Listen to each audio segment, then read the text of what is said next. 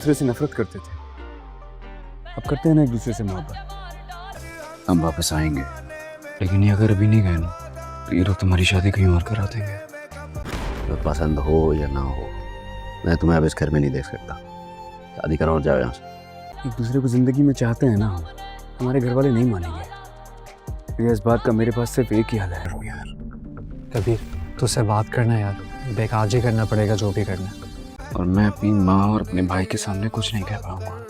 मुझे तुम्हारे साथ की जरूरत है, प्लीज चल मेरे साथ। अब मेरी मर्जी शामिल कर दी, मैं कभी मुड़ के नहीं आऊंगी, मैं कभी आपको अपना चेहरा नहीं दिखाऊंगी। अगर सिकंदर सामने होता तो उससे लड़के रिया को वहां से निकाल लेता। अब मेरे अपने घर वाले उसके मुहाफिज बने हुए हैं। अपने भाई से, अपनी माँ से कैसे लड़?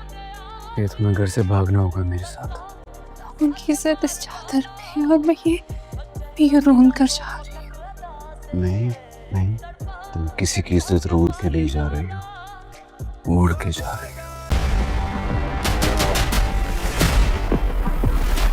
कबीर अपने घर वालों से कहता है कि अगर उधर सिकंदर होता तो मैं उसको रिया को उधर से निकाल के ले आता, लेकिन इधर मेरे घर वाले ही मुहाफिज बने हुए हैं। रिया का भाई सिकंदर उससे कहता है कि अपनी शादी करवाओ और जल्द से जल्द इस घर से जाओ। रिया कहती है कि भाई मैं शादी करवा लूंगी, लेकिन इसमें मेरी रजामंदी शामिल होनी चाहिए। अगर मेरी रजामंदी से होती है तो मैं दोबारा इस घर में कभी भी नहीं आऊंगी।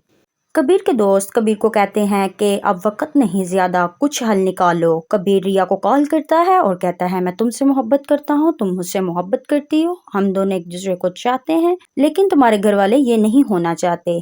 तो इस तरह करो, तुम और मैं घर से भाग चलते हैं। रिया कहती है कि ये कैसे होगा, मैं इस घर की इज्जत हूँ। कबीर कहता है कि तुम मेरी इज्जत बनने जा रही हो, हम दोबारा इंशाल्लाह इसी घर में वापस आएंगे।